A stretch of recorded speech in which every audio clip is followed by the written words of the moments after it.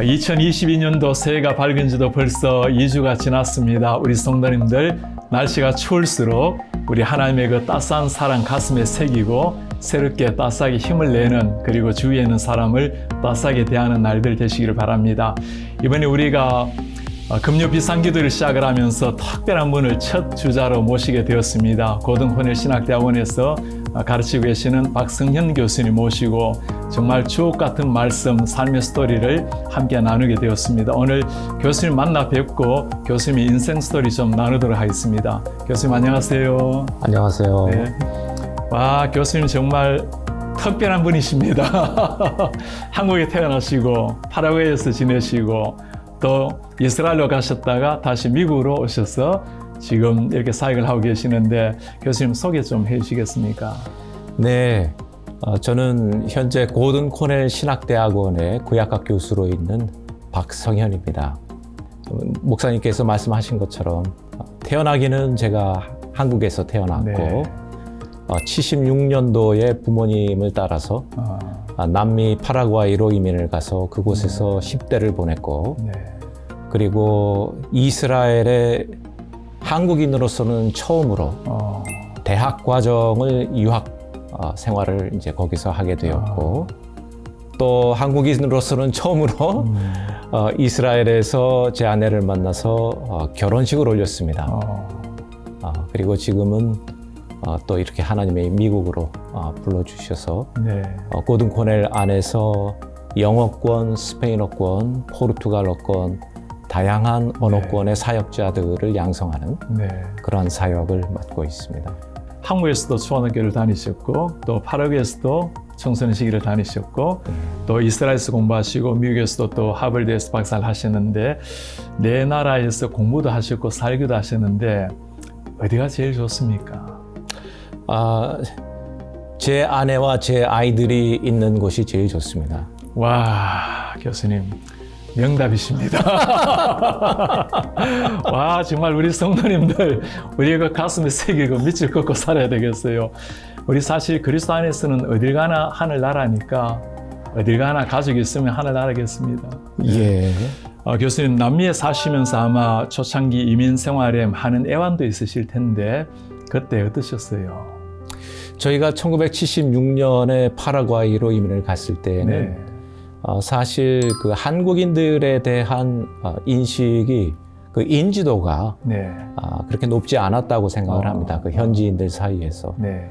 그러다 보니까 이민 생활을 하는 저희들에게나 또 이민자들을 받아들인 네. 현지 분들에게나 서로 서먹서먹하고 또 서로를 알아가는 과정에서 힘든 부분들이 많이 있었던 그런 시절이었던 것 같습니다. 그래서 제가 나중에 이스라엘에서 살았던 경험, 또 나중에 미국에 와서 살았던 경험, 이런 그 여러 그 경험들을 이렇게 바탕으로 이렇게 비교해서 이렇게 돌이켜 봤을 때 좀 특별히 어렵기도 했고 그렇기 때문에 그리스도를 믿는 신앙인에게 있어서는 하나님의 은혜가 특별히 필요했던 네. 그런 그 이민 생활의 기간이 아니었는가 네. 그런 생각을 합니다. 그때 아마 한국에 대한 인지도도 좀 낮았고 또 아마 여러 때로는 차별 같은 걸 대할 때도 있으셨을 텐데 혹시 그런 걸 좀 경험해 보셨습니까? 그렇죠. 사실 저희들이 그 당시에 이 현지 분들이 저희 한국 사람들의 이름을 네. 이렇게 바로 발음을 할 수 있는 또 그런 발음을 제대로 해보고자 하는 의지가 얼마나 또 강했는지 알기 힘들 정도로 그런 시절이었기 때문에 통상적으로 저희들은 그냥 꼬레아로 이제 불려지던 그러한 시절이었고 또 이렇게 이제 심술궂은 분들이 이제 네. 가끔 있어서 지나가는 이렇게 동안에 위에 발코니에서 이렇게 물을 뿌리고 또 모른 척하고 하는 그러한 이제 경험들도 있고는 했었습니다. 교수님 그렇게 아마 이민 초창기에 우리 남미뿐만 아니라 어쩌면 북미에서도 미국에서 그런 일이 없잖아 있을 수 있었을 텐데 지금 하시는 사역 중에 특별히 우리 스페니쉬를 대한 우리 남미분들을 위한 참 귀한 사역도 많이 펼치시는데 예전에 한때 상처가 없으십니까? 사실 제가 남미에서 10년 청소년 시기를 이제 마치고 네. 이스라엘로 유학 생활을 하기 위해서 떠났을 때 제 마음 한가운데에는 2번 다시 남미 땅을 밟지 않을 것이라는 그런 다짐을 했던 기억이 있기는 합니다. 다짐을 했습니다. 네. 만약에 그 마음 그대로 이제 제가 살았더라면 그 후에 다시 만나게 된 남미 분들을 위한 사역을 제가 과연 할 수 있었겠는가 하는 생각이 물론 들기는 합니다. 네. 그런데 이제 감사한 것은 제가 그렇게 남미를 떠나고 난 후에 이스라엘에 가서 12년의 생활을 하게 되면서 하나님께서 그 남미에서 가졌던 그런 받았던 많은 상처들을 네. 치유해 주시는 그런 감사한 경험을 하게 되었습니다. 환영받지 못했던 그 시절을 이제 뒤로 하고 그 다음에 12년을 환영을 받으면서 공동체를 경험을 하게 되면서 비록 우리가 같은 신앙을 나누고 있는 것은 아니었지만 전부 다 우리가 하나님의 형상대로 창조를 받은 사람들 아니겠습니까? 그러한 그 하나님의 선하심이 어느 정도 적용이 되는 네. 그러한 가운데서 살면서 저의 아픈 기억들이 많이 치료가 되는 기간이었었습니다. 그러고 나서 제가 미국을 와서 이곳에서 남미 분들을 다시 만나게 되는데 보니까 상대적으로 미국에서 새롭게 삶을 시작하고 있는 저와는 다르게 더 많은 어려움을 겪으면서 남미 분들이 이민 생활을 하시더라고요, 미국에서. 그들에 대한 그 옛 아픈 기억이 떠오르기보다는 얼마나 힘들까. 내가 저들을 위해서 할 수 있는 것은 없을까 하는 그러한 생각이 앞서게 됐던 것. 이런 것이 하나님이 저를 이렇게 치유해 주셨던 그러한 기간이 있었기 때문에 가능했으리라 하는 그런 생각이 듭니다. 와, 정말 하나님께서 멋진 과정을 통해서 마음의 상처가 남미에서가 아니라 우리 이스라엘에서 회복되시고 그들을 품는 사역을 하시게 되었는데 말씀을 들으면서 제가 한 가지 생각의 교정이 일어나야 되겠다 생각이 이스라엘 사람들이 우리가 일반 사람들이 생각할 때는 타민족에 대해서 굉장히 배타적이지 않을까 무시하지 않을까 성경에 보면 그런 얘기가 많잖아요. 그렇죠? 저 사마리아인들, 이방인들. 근데 실제 좀 어떻습니까, 교수님? 이스라엘 백성들이 교수님에게 이렇게 참 선대해 주었다 이렇게 말씀하시는데 일반적으로 그렇습니까?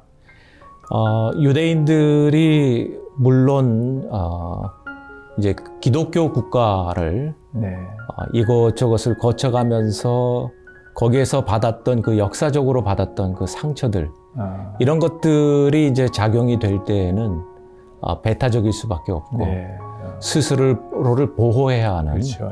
그러한 차원에서 이제 그 갇힌 스스로를 가두고 남들에 대해서 배타적인 그러한 자세를 취하지 않을 수가 없었으리라는 생각을 합니다. 그런데 이제 이스라엘이라고 하는 그들만의 이제 장이 이렇게 마련이 되고 그 안에 들어와서 보니까 이스라엘에는 지금 현재 70여 개 이상의 언어가 이렇게 통용이 되는 나라입니다. 그래요. 여러 나라에 흩어져서 살던 이스라엘 백성들이, 유대인들이 이스라엘로 돌아와서 같이 히브리어를 배워서 그것을 공용어로 삼아서 생활을 해야 하면서 그 이전에 구사했던 언어들을 다 한두 가지씩은 다 가지고 왔기 때문에 다양한 언어가 구사가 되고 있는 그러한 나라죠. 그래서 나도 이렇게 히브리어를 배우는 게 힘들었는데 너는 얼마나 힘들었겠느냐. 그런데 참 잘하는구나. 하는 이러한 이제 입장이 이제 있죠. 그래서 이제 제가 그런 경험을 하면서 우리 사람들에게는 뭐 종교와 인종과 뭐 이러한 그 모든 것을 떠나서 네. 기본적으로 우리가 함께 갖고 있는 네. 이 동질의 토양들이 있구나. 네. 그게 하나님께서 우리 모든 인간에게 심어주신 부분들이겠죠. 그리고 그런 것들이 어떤 때 좀 더 자연스럽게 그렇죠. 서로를 품을 수 있는 그러한 그 효력을 가질 수 있을까 네. 생각을 해보는데 어쨌거나 사람이 사람을 통해서 받은 상처는 또 다른 사람, 또 다른 커뮤니티 안에서만 네. 네. 참 이렇게 치유가 될 수 있다고 하는 그런 경험을 저는 했던 것 같습니다. 그러시네요.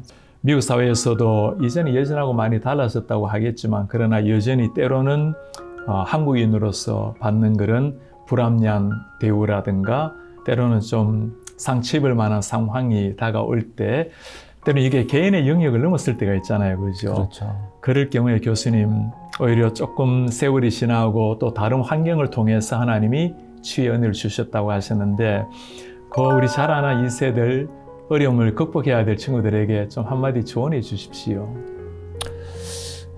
물론 저의 그 개인의 네. 소견에 지나지 않을 수는 있겠지만 네. 제가 경험한 바로는 아마 이제 그랬던 것 같습니다.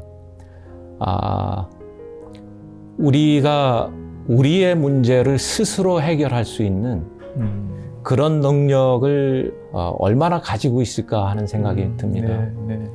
우리는 때때로 우리 이웃들의 도움이 그렇죠. 필요한 삶을 살고 있지 않을까 생각이 들고 그러한 공간을 마련해주는 공동체가 우리 주변에 있다면 그것이 큰 도움이 되겠다는 생각이 듭니다.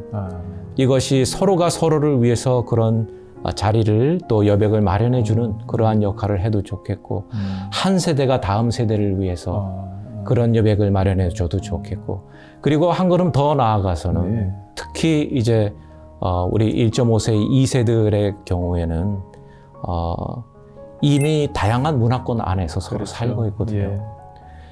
이러한 기회들을 놓치지 말고 서로가 서로를 위해서 한 문화권의 공동체가 또 다른 문화권의 공동체를 위해서 서로에 대한 호기심을 갖는 그러한 관계 속에서 만나고 교제하고 하는 가운데 자연스럽게 그런 여백을 네. 그러한 여유를 마련하는 그러한 기회들을 마련할 수 있는 기회들이 생기면은 이러한 그 갈등의 그 환경이나 시기를 거쳐가는 우리 모두에게 큰 도움이 되겠다는 그런 생각을 저는 해봅니다.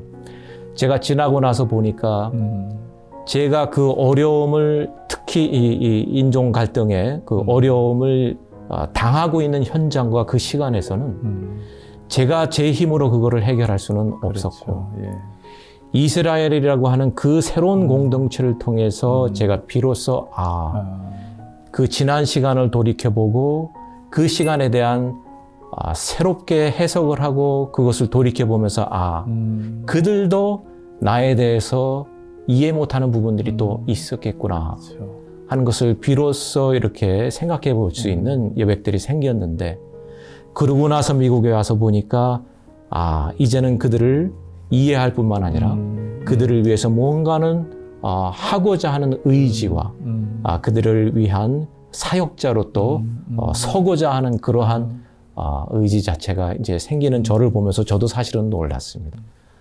우리가 언제든 다시 그 하나님께서 우리 앞에 우리 주변에 허락하신 그들을 위해서 섬기고 또 사역할 수 있는 같이 사역할 수 있는 장으로 나갈 수 있는 그러한 그 기회들이 반드시 있겠구나 하는 확신을 제가 경험상 가지게 됐습니다.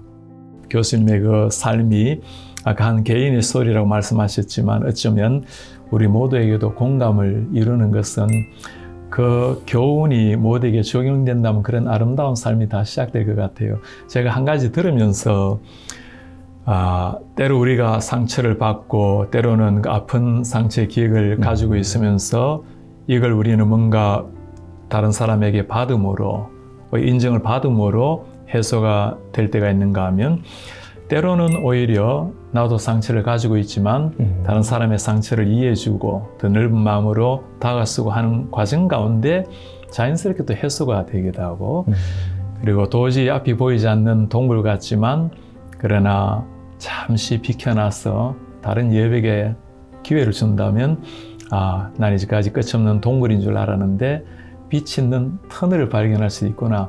아까 여유라고 하셨는데 그렇게 생각하고 나니까 너무 조급하지 않고 좀 여유로운 그런 숨을 돌릴 수 있지 않을까 좀 생각이 듭니다.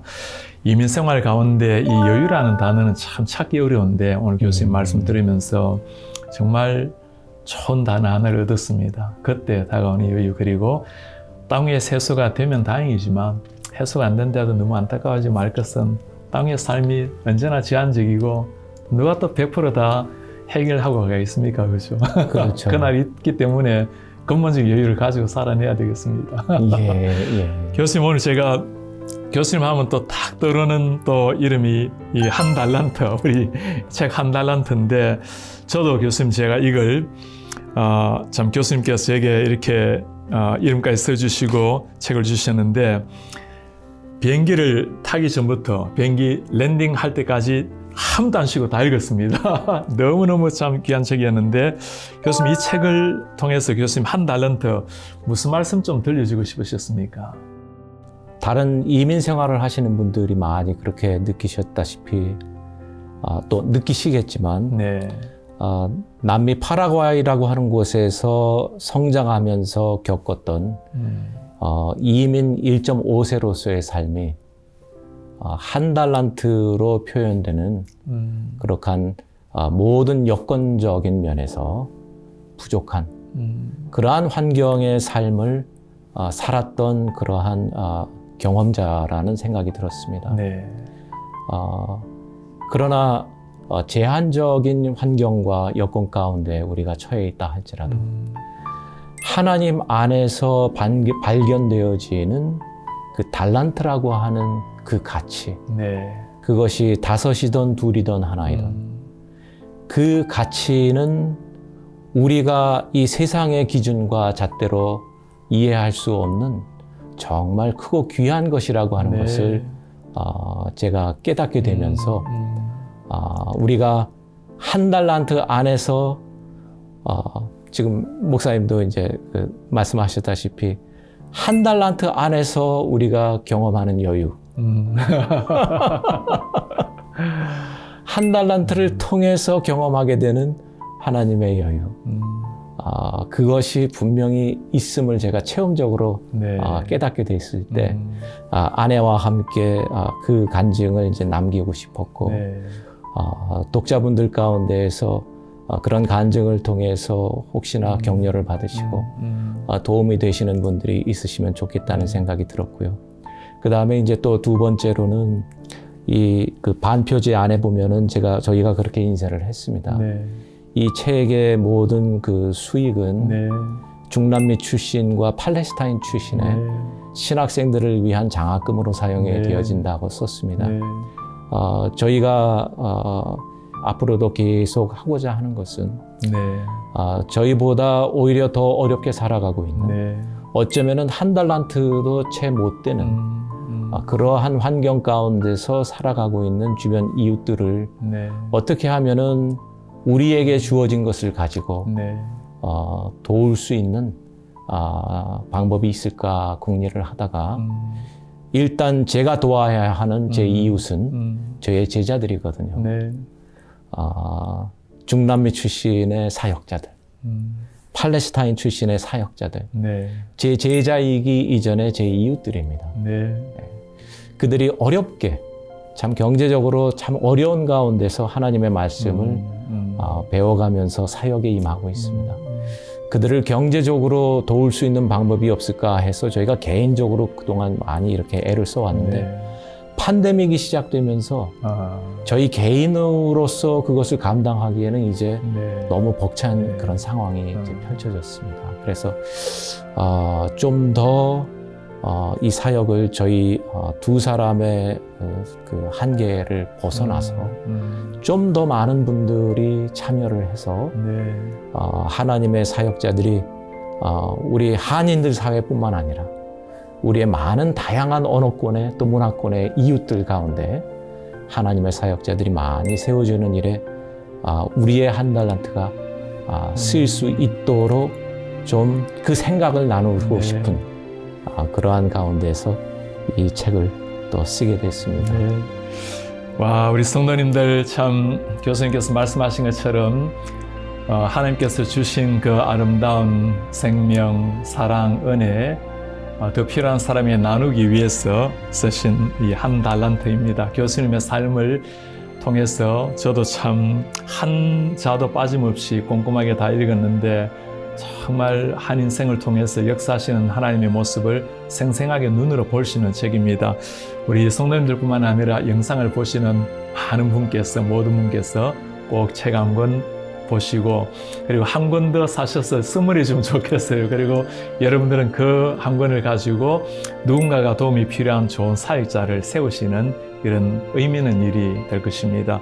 그리고 교수님 말씀처럼 우리가 가진 것이 한 달란트이든 또는 10달란트를 받았든 하나님 앞에서 내 삶을 돌아보면 주님께서 우리를 successful하게 성공을 위해서 부르신 게 아니라 faithful하기 위해서, 충성하기 위해서 부르셨다면 어떤 삶 가운데서도 만족함이 있고 기쁨이 있고 여유가 있을 것 같아요. 교수님 오늘 여기 글자에 보면 작은 자였기에 받아 누린 하나님의 큰 은혜라고 말씀하시는데 우리 모두가 아마 주님 앞에서 우리 자신을 발견하면 작은 자라고 발견될 겁니다. 그런 자에게 주시는 하나님의 큰 은혜 우리 모두 다 함께 누렸으면 좋겠습니다. 우리 교수님 오늘 팬데믹 여전히 지금 지나가고 있는데 우리 성도님들께 좀 힘내시라고 격려의 말씀 한 말씀 해주시겠습니까? 제가 최근에 네. 유버전이라고 하는 그 성도님들이 아마 성경을 읽을 때 많이 사용하시는 그런 앱이라고 생각이 되는데 네.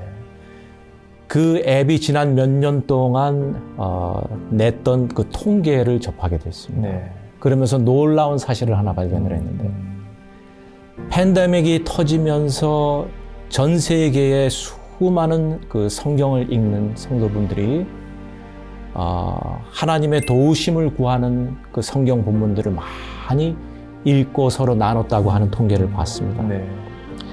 그런데 이 팬데믹이 이제는 3년 차로 접어들면서 팬데믹이 시작할 때에는 이사야서나 빌립보서에 서로에게 격려를 주고 위로를 주는 말씀을 많이 찾았던 그 우리 성도분들이 그렇죠.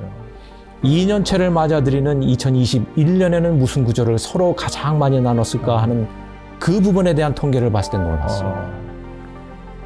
너희는 먼저 그 나라와 그 의를 구하라. 마태복음 6장 33절 말씀이세요. 이 말씀을 지난 1년 동안 전 세계의 성도들이 가장 많이 나눴던 말씀이라고 하는 그 통계를 보게 되었습니다. 와. 그러면서 저는 그 수많은 성경 독자분들을 통해서 네. 큰 위로를 받았습니다. 저도 말씀드리니까 위로가 됩니다. 도전이 돼요. 이 어려운 가운데 그러니까요. 이것이 2년, 3년째 지속되면서 더 도움을 구하고 더 서로의 위로를 그런 구하는 말씀을 택하지 않았을까 싶었는데 오히려 하나님의 교회는 하나님의 성도들은 이것이 지속되면서 어려움이 더해질수록 오히려 그 안에서 그리스도를 더 닮아가고 그리스도의 마음을 더 깊이 이해하는 자리로 나아가고 계시다고 하는 그 사실을 제가 발견하면서 큰 도전과 감동을 받게 되었습니다. 저는 이미 하나님의 백성 되시는 우리 많은 성도님들이 너무나 잘하고 계시다고 하는 그 사실을 이 시간에 나누고 싶고 하나님의 그 나라와 그 의를 구하시는 그 일에 조금 더 주저함 없이 계속해서 주력하시고 힘내시고 열심을 다하시는 그러한 한 해가 되시기를 기도합니다. 오늘 정말 우리 귀한 교수님을 모시고 하나님의 그 따스함에 배어있는 인생 스토리 또 교수님을 통해서 우리에게도 격려가 되는 귀한 말씀 들었습니다. 우리 성도님들 추운 겨울에 이 주님 묵상하면서 늘 격려받고 세임 얻으시길 바랍니다. 교수님 오늘 참 좋은 말씀 감사합니다. 고맙습니다.